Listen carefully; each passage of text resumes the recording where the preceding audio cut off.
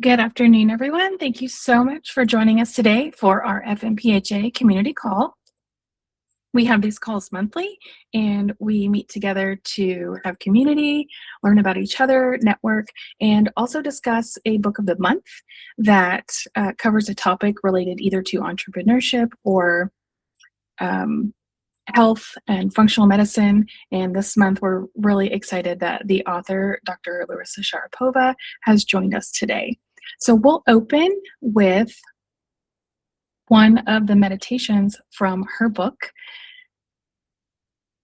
And this is a progressive muscle relaxation that I really enjoyed.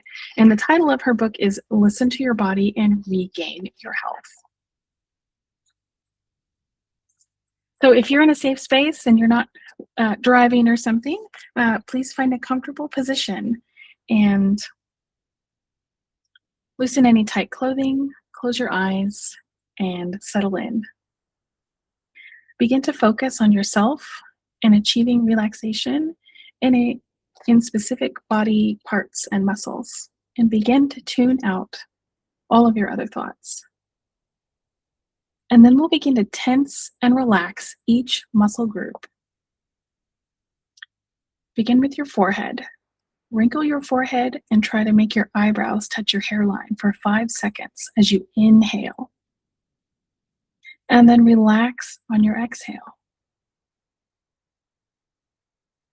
Close your eyes as tightly as you can for 5 seconds, and then relax on the exhale.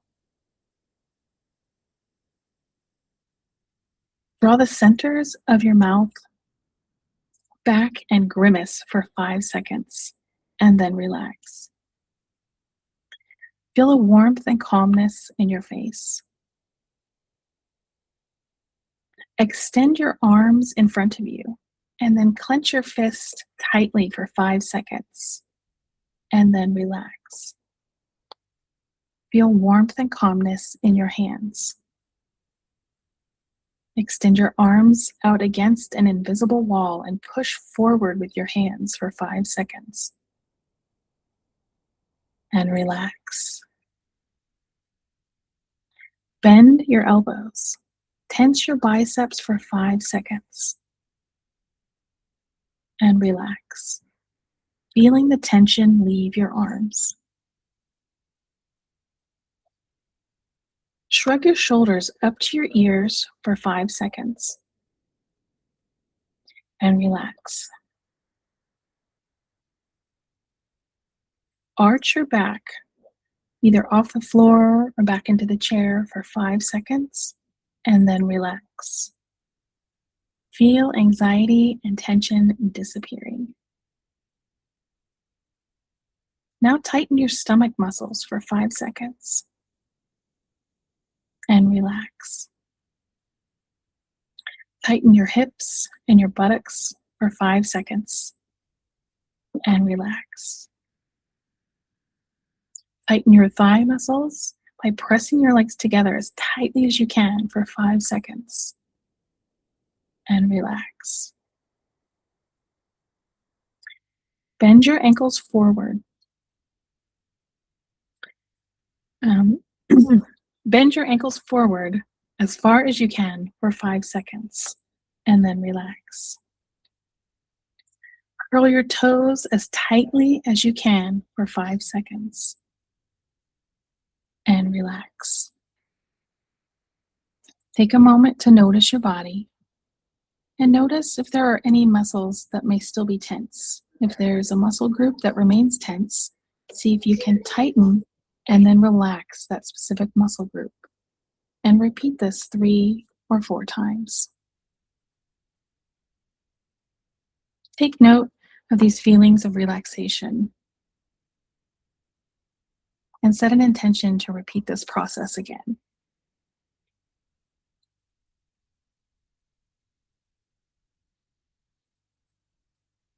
So thank you all for joining us in that progressive muscle relaxation that's contained within the book. I hope that all of you are feeling good and relaxed in your body. And if you haven't already, please chime in the chat where you're joining us from. We would love to help network and get people together in the comments. Just a few quick announcements. Our FMPhA Business Bootcamp kicked off this week. We had 8 amazing pharmacists. And if you're still interested, it's not too late. We do have the opportunity to sign up before we get too many more weeks under our belts. So there is the link available for you. Lauren, did you have anything you want to add to that? Not too much. We do these every quarter, so we will have another one in the fall, but I will just say that this is our first one that we've done since we launched all of the new clinical content in the spring. And so it's a great opportunity if you've kind of been waiting and deciding if you want to participate or not. All of the content is fully integrated now, so you don't have to worry about trying to show up live. It's all going to be part of the program. And the other, nice thing about having a small group is that you get a lot more one-on-one attention for the live cohorts. So yeah, if you're on the fence and you want to talk to anyone about it, just feel free to send us a message and we're happy to guide you through, answer any questions. Deb, did you have any questions or was that Google making you raise your hand? No, that really was me. Okay. Is the clinical content, does it have transcripts available? We do not have transcripts in there right now. That's something that we have to go back through and do because we did not set the recording correctly on Google. So it didn't do like the proper transcription technique. Okay. But that's something that we're going to be going back through and adding in manually as a separate process. Oh, thank you. We have some changes coming to our clinical calls. We're going to switch to our partnership calls being a source of our clinical calls. So on the months when we have partnership calls, we will not have our regularly scheduled clinical call. And for the month of July, we're not going to have a clinical call, just to let you guys be aware of that. And our next call is going to be on August 11th. It's our standard process partnership webinar. It's going to be on drug-induced nutrient depletion. We're going to have John Morrow back. He was a fantastic presenter with standard process and he's coming back. So we're really excited to hear that. And it's actually going to be a 4-part series. The first one will be live and the other parts of that long drug-induced nutrient depletion series will be available as pre-recorded things to watch on your own time. And Lauren's going to be presenting at the ASCP Midwest Regional Meeting. And that's really exciting in Columbus, Ohio. So if you're local to her, please go sign up for that meeting and watch Lauren present. We had some really exciting events. IFM International Conference, Lauren was a presenter, and then she also went to Greece on the CE cruise. And so did you have any quick highlights you wanted to share from those events? They were both amazing. So for IFM, it's going to be back in San Diego again next year. And then I think it moves to another location. I would strongly encourage anyone who's never been to buy your ticket now. If you buy it now, you get the cheapest rate and you also get a discount being an FMPhA member. So it's hands down the most amazing functional medicine conference that's out there. And San Diego is such a great location. So we had a ton of pharmacists that were actually there during our pharmacist panel presentation. I think there was like 10 or 15, which is amazing. And then the CE cruise to Greece was absolutely amazing as well. That's one of those moments that, whenever I talk to pharmacists that are trying to figure out what training should I do and like what certification should I pay for and all these things, really and truly being able to get CE and travel, if travel is something that you enjoy, I am a total convert now. Like this was the best trip of my life and I've traveled quite a bit. And so Melody just does such an amazing job of pulling together the itinerary and choosing the cruise line and all the things. It made it so seamless. And all the other pharmacists that were on the boat were super fun to hang out with. And yeah, we just made so many memories. So don't sit back on the sidelines and just wait for life to happen. Like, take the time whenever we publish like events that are coming up, and we talk about events that are coming through our partners. Like, the whole goal is to actually bring people together in real life. Virtual is amazing, right? Like, we're so grateful that we have our Facebook group with almost 5,000 pharmacists in it, that we have our membership in Kajabi that can create connections and help us network and deliver courses. But truly being in person at these conferences and on these adventures of a lifetime, like, it's living it. It is living what we preach in functional medicine, which is human connection, real food, like dancing, having fun, like actually releasing oxytocin instead of just dopamine from scrolling, right? So that's all I'm going to say about in-person events. I really hope to see some of you in real life very soon. So Thank you, Lauren. That was wonderful. I appreciate that.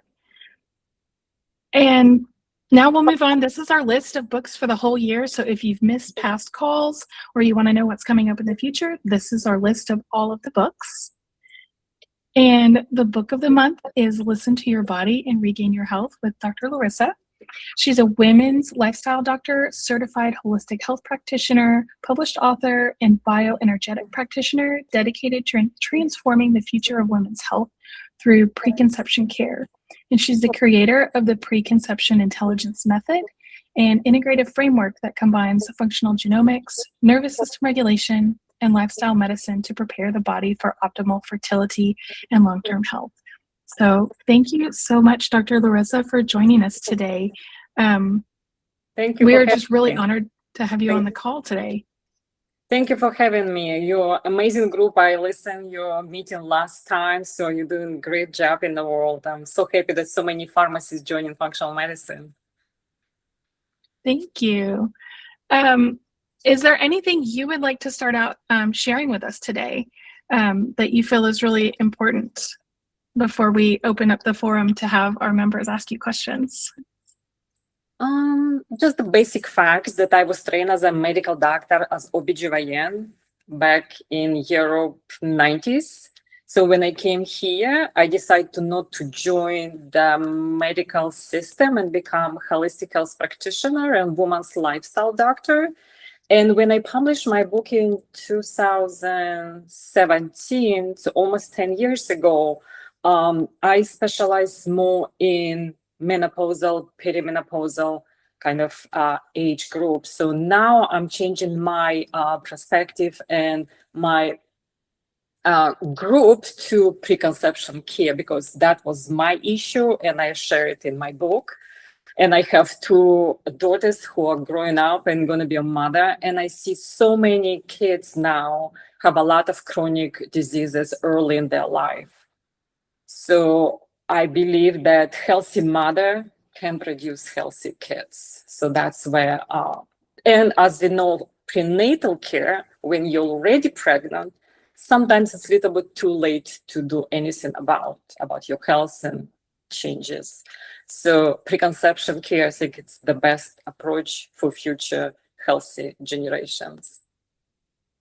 I absolutely agree. I'm a board certified geriatric pharmacist, and I think that the care that we give preconception affects how adults will age. And so I think it's really exciting. And I tell everyone that I think that they're a geriatric pharmacist, but they're practicing somewhere else in the spectrum of age.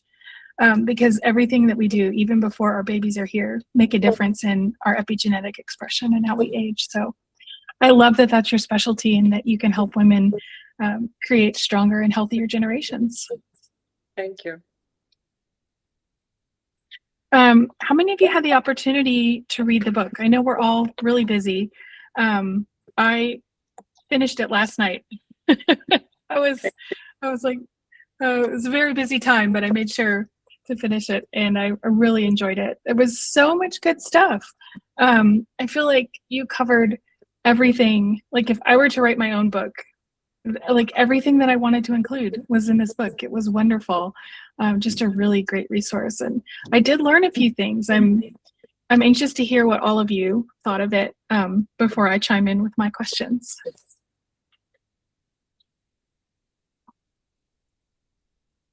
I'm going to navigate back to the chat.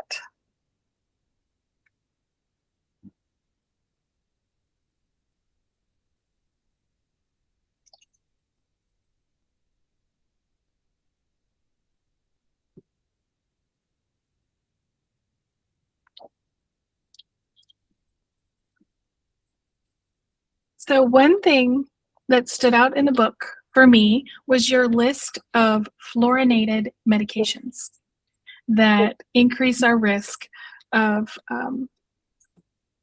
fluoride toxicity, but that having very subtle, very broad symptoms that's not easy to detect. And that was really interesting because I remember going over fluorinated drugs in pharmacy school, but I never thought of them in such a broad context in multiple different classes of drugs. I think of them almost exclusively in like the fluorinated steroids, where we're adding this fluorine to make it much heavier, more potent, more lipophilic, and just hadn't really applied it more broadly across multiple drug classes. And so that was really eye-opening. And I would like to know what brought you down that rabbit hole to include that in your book. Because a lot of time we don't make connections with small things, but small things contribute to the overwhelming bucket of toxicity, right? We know that fluoride water and fluoride toothpaste, and we try to avoid it, but we never think about medications when we take them. All right, so same with any other things, small things that we don't even think about, but they're all contributed factors to the soup of the toxin that we consume. So I think just to make people think whatever they put in their body, that I think would be a benefit of knowing that. Yeah, that was really helpful. And I started looking at fluorinated versus non-fluorinated in all the different drug classes. And it took me down a really great rabbit hole of medicinal chemistry yesterday. So thank you for including that. And just, I think, reminding us where even as, pharmacists, we think of ourselves as the drug experts. And I think sometimes we have blind spots and we always have something to learn. So that was a standout for me. Even when we learn in medical school, right, we learn certain things, but in the context of life, when we become practicing physician, we don't apply what we learn because we learn not in context with the body, right? When we become practitioners, like, okay, what did I learn that in biochemistry? How that pathway gonna affect that and this? So now I'm kind of sometimes relearning something again. I go back to pathways of hormones, of other things that can become a symptom, show up as a symptoms, or even considering when you prescribe lifestyle or nutrition or medicine. So it's kind of this communication or disjointment when we in school and when we practice. So that's also was my takeaway. Like, yes, you learn, but you don't use it what you learn in practice.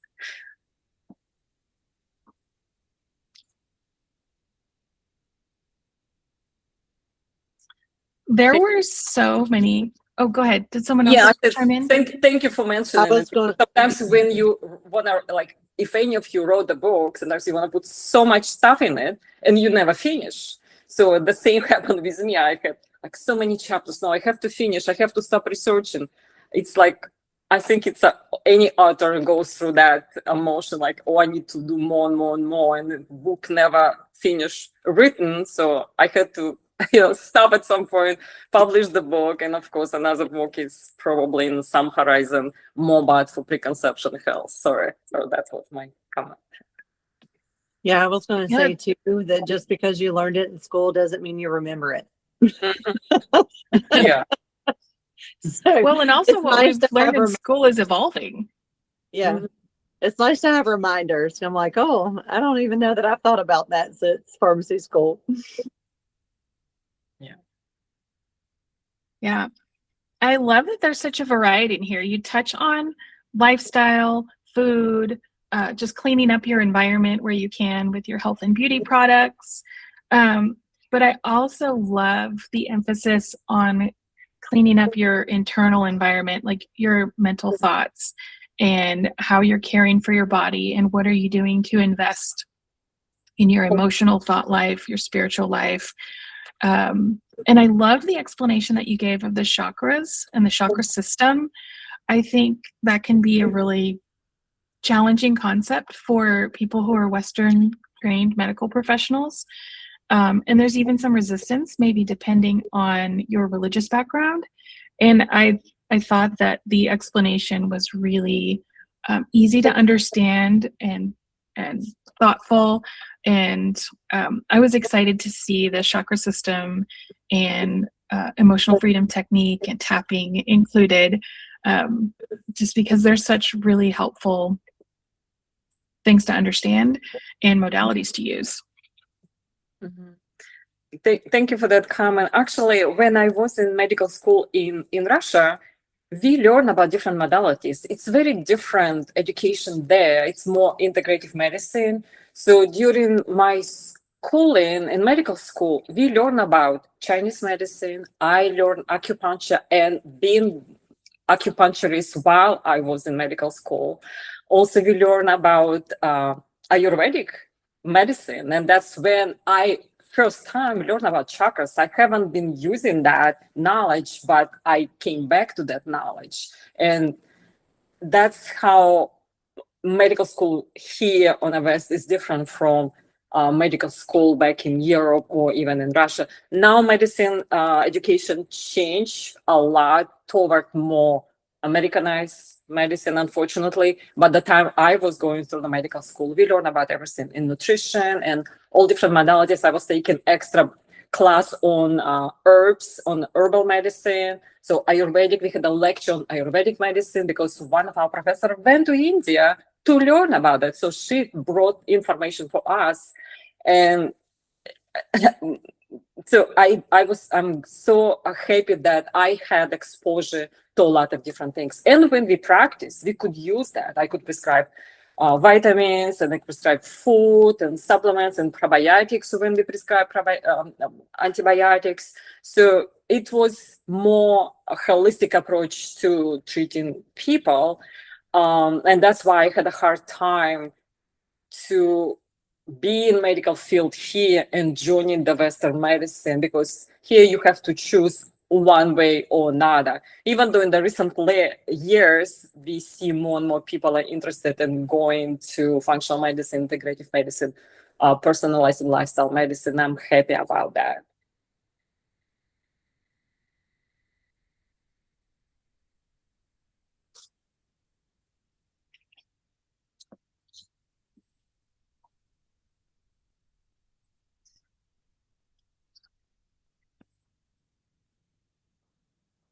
Also, I can mention about the chakra system.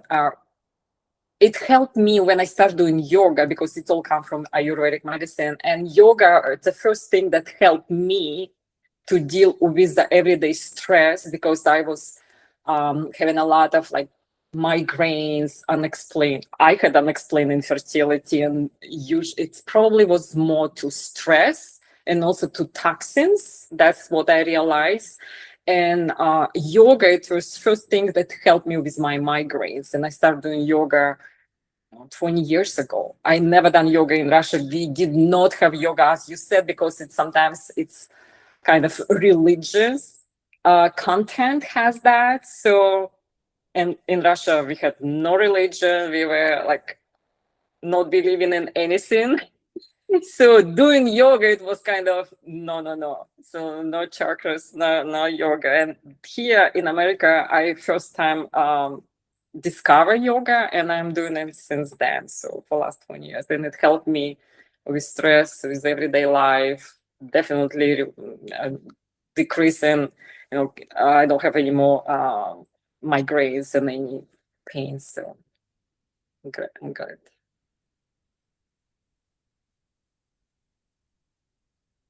I love that. I know we have a lot of yoga teachers among us in the functional medicine pharmacist group, and that yoga has been something that has really been powerful in many of our journeys.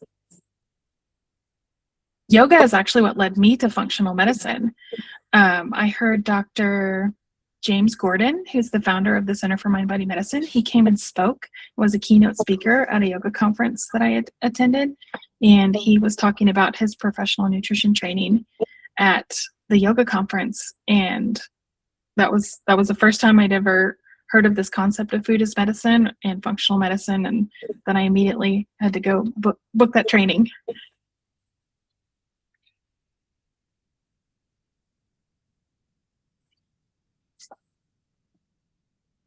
Of all the chapters in your book, do you have one that stands out as being your favorite, or maybe the most important? Like if someone is really overwhelmed in their journey and they can only start in one chapter, do you have a chapter in mind of what that would be? I don't remember the name of the chapter, but chapter that speaks about that in life we have two feelings. We do something, everything in life we do from love or from fear.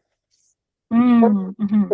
So in that chapter, I'm talking and even giving my own examples, like when we choose something in life, is it life decision or decision about health, or even doing something like going to the restaurant? Any decision that we make from fear, it always has a different energy. And also the result is not the same as when we do something from love. For one of the examples, I think in the book I give about my marriage.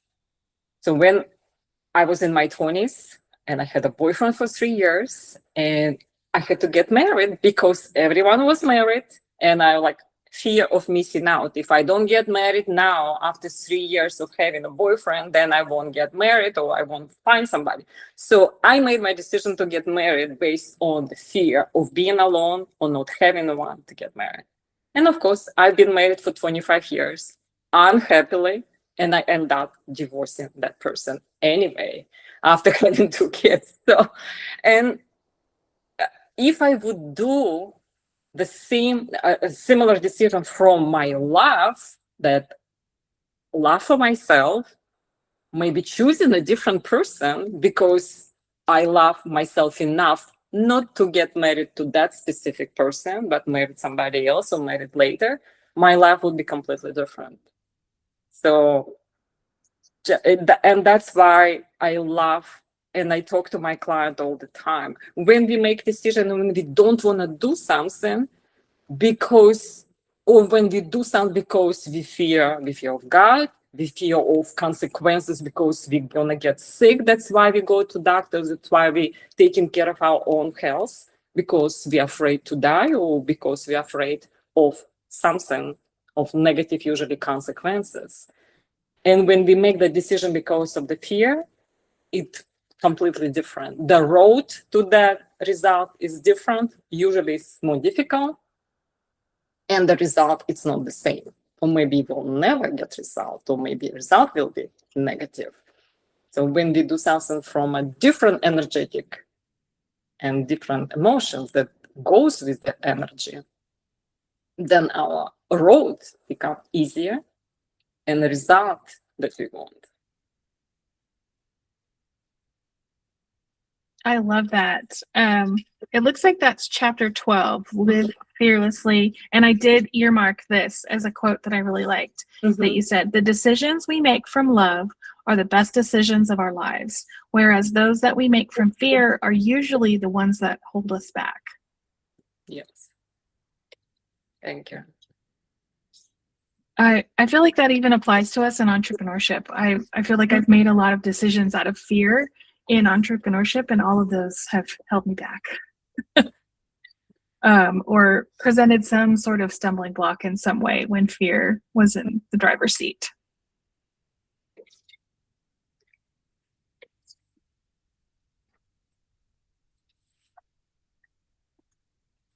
Also, I want to mention that last time when I joined your meeting, I think in May, you were talking about like hormones and toxicity. So that's what was my issue with my infertility. And that's why actually I wrote the book, because I had my own issue with health. And I resolved the issue by not by conventional medicine, but doing all other things that I add in the book, like lifestyle, nutrition. And the main thing that helped me with my unexplained infertility, that I detox my body. It took me just 1 month. I took my back then husband along with me. So after 1 month, we were trying to get pregnant for 3 years. And after 30 days of detoxification program, I got pregnant next month. So that's how easy was it, right? But if you don't know what you don't know what to do. And when I started searching about why my pretty healthy body couldn't conceive, and I started looking deeper and deeper, and I found that toxicity around us, in our body toxicity and environment toxicity. So now detoxification, it's a part of any program that I take my clients. So when I work with clients, I can do in the beginning, depends what their conditions and how they can handle it, or in the middle or at the end. But it's always included when I work with my clients. I think I remember reading in the book that you recommend about twice a year an intentional detoxification, in addition to just trying to do things throughout the year that decrease your toxic burden. But I think that's consistent as we're reading different authors. Everyone is recommending that we have some sort of, I'll call it spring cleaning for your body twice a year. That's a consistent theme in everyone's books about whatever the topic is, whether it's hormone, thyroid, dental, like everyone is talking about supporting those detox pathways in your body and giving it special attention at least twice a year. Yeah, and that's what I did when I did my first detox, and between kids for next 10 years, I did twice a year. Now I do once a year, but I also do twice a year water fast, which is kind of detox, but it's not. So it just resets your gut and your metabolic, I guess, health. So water fast, like 5 days water fast, twice a year, and once a year, usually in the spring, I do detox, like 3 months detox. So before I had like 1 month detox twice a year, now detox for 3 months, once a year, and the water fast twice a year. And so with a water fast, you are drinking nothing but water for all 5 days? Sometimes I allowed herbal tea, but nothing else. Mineral water, or put like minerals, like electrolytes in the water. Yeah. Okay. And are patients that are maybe more frail or more sick, is that something that they can tolerate, or is water fasting something you need to ease into? Like that's more for someone who's already maybe implementing a lot of these lifestyle pieces and choosing a lower toxicity burden throughout the year. Yeah, I would not put anyone right away to water fast, because you have to train your body before you do that. You need to be pretty healthy to do the water fast, even though it's beneficial, but you need to do a lot of different steps before you can do 5 days water fast. So what I usually recommend for people, it's for metabolic health. So first you stop eating snacks between meals. Right? After that, you try intermittent fasting. After intermittent fasting, maybe you do 1 meal a day. And after that, maybe you try 48 hours, 72 hours. So it's gradually until you can tolerate longer fasts. And it's happen like maybe in a year, you can train your body to do that. What helped for me, because I knew I was metabolically unhealthy after my pregnancies. So I tried to do keto diet for a year. It helped me to lose weight and change my metabolism. But based on my genetics, I did functional genomics, and actually it shows that I should not be on keto diet because I have EPOE4 gene that is not metabolizing fat very well. So that helped me to progress to do water fast and eating less. Because now I do only twice a day meal. Like I do intermittent fasting, but I don't do keto diet. So I continue low carbs, but not keto. So that way, if people can do keto, that's another way to ease to water fast, prolonged water fast, but it's not for everyone. So I always work individually with each person and see if they can tolerate it. But it's just the tools. You don't have to do it, but it's just one tool to change your metabolism. Thank you. That was helpful. Sure.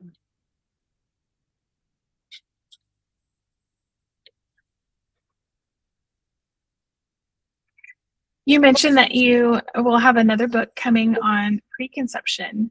What do you think is the most important for people to know about preconception care? I think it's in the top of my tiers on parts of the program that I'm starting to use. It's a nervous system, because if nervous system is not regulated, we cannot regulate sugar metabolism, we cannot regulate hormones, and we cannot regulate a gut. So everything starts from nervous system, and that's first part that we need to address before we go any other parts. And that's important. And most people do not recognize that we live in a chronic stress, and people who live in a chronic stress, they don't think that they're stressed. Right? So testing again, cortisol awakening response would be interested to see and to show people that really it's not that type A personality. It's just they don't know any other way to live but live in a stress. And specifically for young women who just graduated college, who had all party lives and all busyness with studying, and now they go to professions and also trying to start a family, for them, it's even more harder to manage work and life balance. And that's where the nervous system come into play. So learning about meditation, doing progressive muscle relaxation, or doing other modalities, or even work on your traumas that you had and you never deal with. Now is the time before you get pregnant to regulate your nervous system, because pregnancy, it can be stressful as well. So I think that's very important to know. Most people do not do and learn and address that before they become pregnant.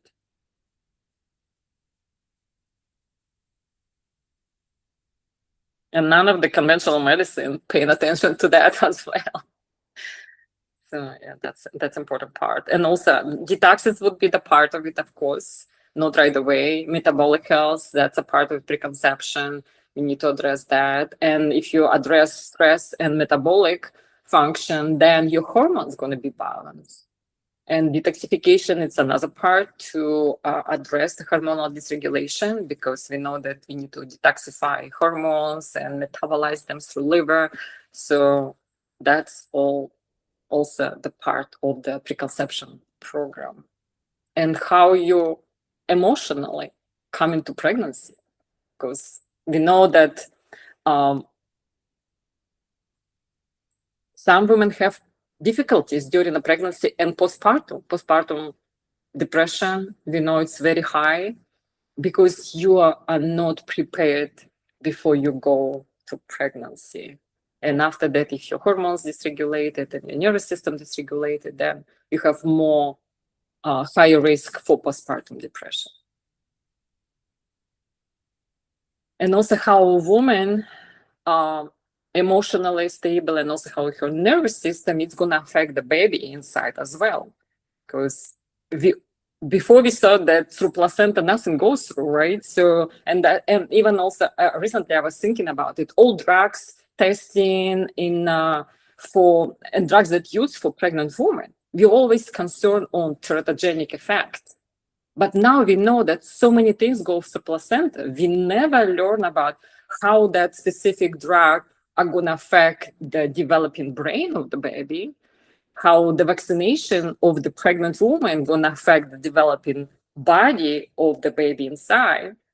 But now there are more and more research coming out that yes, whatever you do during pregnancy is going to affect the baby. It's not going to create teratogenic effect, but as a fact that we learn, many decades, years later. So that's also most young women don't know, and conventional medicine don't talk about it because they just concerned about teratogenic effect. You probably know about that as well.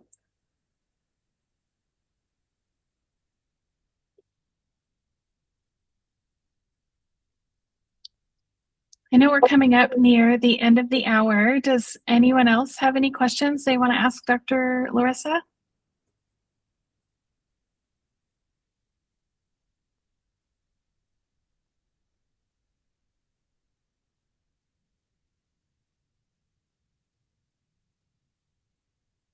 I have one more question, but I'm gonna like hold off and see if anyone else has any questions. I don't want this to be all of my own questions.